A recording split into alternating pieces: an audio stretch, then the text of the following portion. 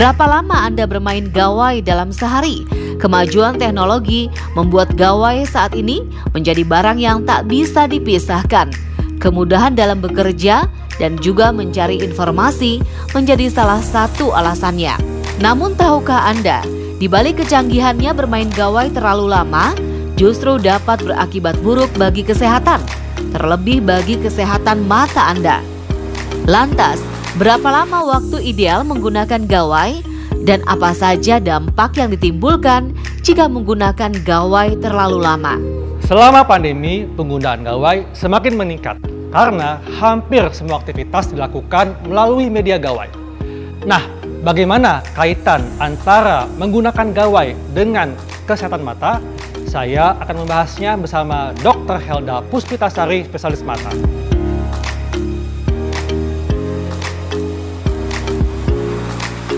Penggunaan gadget atau gawai selama pandemi meningkat.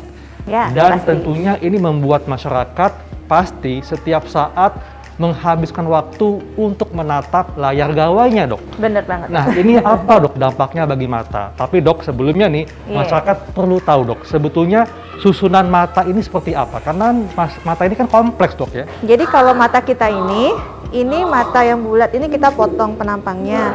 Nah, kalau dilihat, kalau dari bagian depan, kalau kita lagi berkaca itu kan kelihatan ada yang bagian putihnya, itu sebenarnya konjuntiva. Nah, kemudian ada kayak kubahnya ini, kornea. Orang bilang warnanya ada warna hitam, warna biru, warna hijau. Itu sebenarnya adalah selaput pelangi yang letaknya dia di bagian sini. Ada yang jaring-jaringnya itu. Kemudian di sini ada yang namanya pupil, bukaan ini, itu dia kita bilang anak mata ya. Jadi dia istilahnya itu seperti kayak diafragma kalau di kamera. Jadi dia bisa mengecil, bisa melebar. Di belakangnya dia ada yang namanya lensa. Lensa ini. Kemudian ini area bagian depan mata. Kalau area belakang mata itu kita di sini ada yang namanya di sini adalah badan vitreus. Kemudian di sini ada lapisan tipis namanya retina. Jadi dia lapisan tipis saraf mata. Dia menangkap semua stimulus dari luar, nanti akan disampaikan oleh si optic nerve bonggol ini menuju ke otak. Nah, itu disitulah dari fungsi penglihatannya ini tercapai. Apa nih, Dok, yang terjadi ketika seseorang menatap layar gawai yang kan ketika menatap layar kan cenderung fokus ya. Jadi membuat orang nggak sadar malah berkurang mengedipnya, jadi bener banget, lebih jarang mengedip, Dok. Iya, nah ini betul. Dampaknya apa? Kalau misalnya kayak kita istilahnya, oke, kita kerjaan harus ada deadline segala macam, terus mungkin sekolahan harus fokus, lupa ngedip, itu sudah pasti. Akhirnya apa? Matanya jadi dry eye. Kering ya? Mata kering. Dry eye ini dia sebenarnya yang paling punya nggak enaknya itu di sini nih. Korneanya ini jadi harusnya kan kita kalau kedip gitu, kita ada isinya kayak melapisi. Kalau kayak wiper itu kaca, oke, gitu kan. Nah, waktu kita kedip dia melapisi. Pada saat dia melek lagi, dia nanti di sini diliputi oleh kayak cairan supaya dia nggak kering. Kalau kita melotot terus lupa kedip, akhirnya korneanya jadi kering. Akibatnya rasanya kayak matanya tuh rasa kayak panas, kayak rasanya kayak pedih, ada sesuatu benda asing gitu. Rasanya ini si kornea ini kayaknya gimana gitu. Iya. Itu biasanya sih di awal-awal, Dok. Jadi dengan kata lain, semakin lama kita menatap layar gawai, maka akan meningkatkan resiko kornea menjadi kering. Betul. Nah, ini jangka panjangnya apa, Dok, akibatnya terhadap kornea? Kalau kornea kering, dia bisa muncul berbagai macam infeksi, bisa. Misalnya di sini dia harusnya kan dia moist ya, Dok ya. Terus dia kering nih. Akibatnya ada kayak kita bilangnya sedikit defek epitel, mungkin bisa aja. Jadi kayak luka-luka kecil. Terus mungkin iritasi normal aja juga bisa. Itu mungkin di area konjuntiva, itu juga bisa seperti itu. Tapi kalau itu lama-lama terjadi, misalnya dia berulang-berulang terus, akibatnya si kornea yang tadinya smooth bersih bisa jadi ada kayak bekas-bekas luka, bekas-bekas radang. Kalau dia adanya di area sini nggak apa-apa, tapi kalau dia adanya di area sentral penglihatan yang ngeganggu penglihatan. Kalau mata kering kan gejalanya dapat dirasakan ya, artinya perih, kemudian mungkin ada yang gatel juga. Nah, tapi kalau misalnya sudah terjadi dampak yang cukup serius, itu apa dok gejala paling awal yang mesti diketahui oleh masyarakat? Kalau ini sih biasanya kalau sudah terjadi sesuatu yang paling parah, merah pasti. Biasanya dok ya, di malam hari kan ketika orang mau tidur, itu masih suka buka-buka gawai lah. Paling tidak ngecek sosial media. Dan terkadang ini malah keterusan. Jadinya yang tadinya rencana tidur lebih awal, jadi lebih lama, lebih lambat. Nah, apa dampaknya ketika seseorang menatap layar gawai sambil tiduran dalam jangka waktu lama? Dan tanpa kita sadari, kalau di kamar tidur kan lebih temaram tuh cahaya kamarnya. Dan apakah ini akan berdampak dong ke mata kita? Jadi memang kan ada beberapa orang yang ya istilahnya dia menggunakan gadgetnya tuh semaunya aja gitu kan. Jadi mungkin masalah brightness-nya. Brightness-nya ini juga harus disesuaikan. Jadi kalau misalnya kondisi ruangan gelap juga jangan terang banget gitu. Harus dilihat juga nih si gawainya.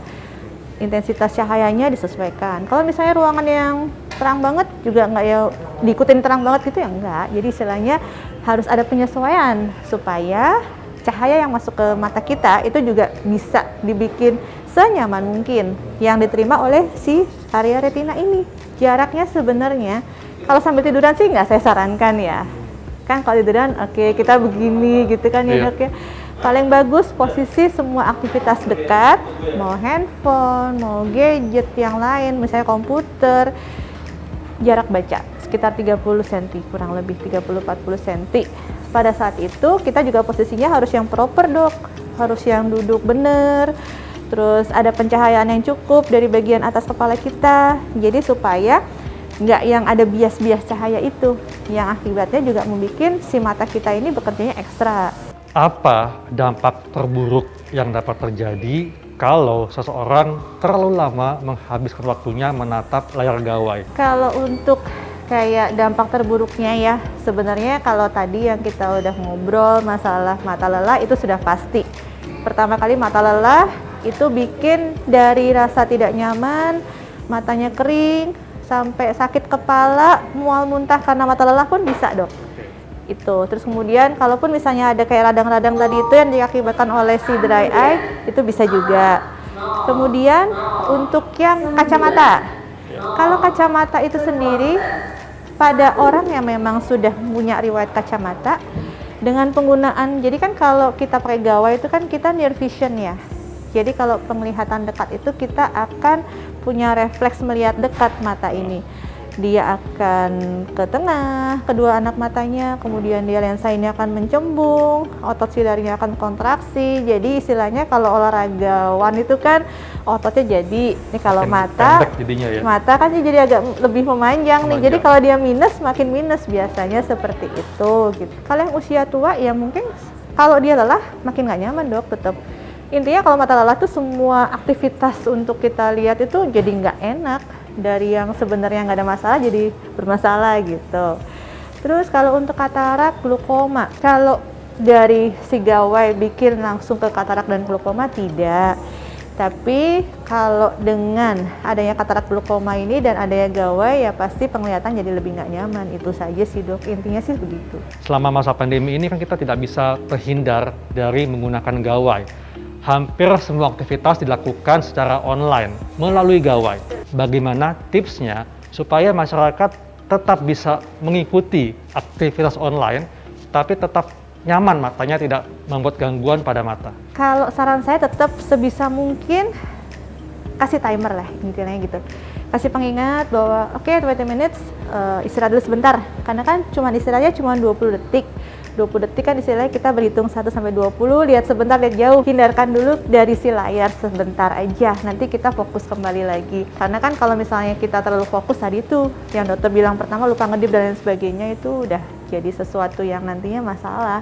Dan tentunya kita mesti mengatur intensitas cahaya dari layar gawai dan juga perhatikan cahaya ruangan dok ya. Ya. Dan tentunya tetap lakukan hidup sehat seperti pola makan yang menunjang untuk kesehatan mata dok. Pemirsa, demikianlah perbincangan saya bersama Dr. Helda Puspitasari, spesialis mata, mengenai hubungan antara gawai dengan kesehatan mata.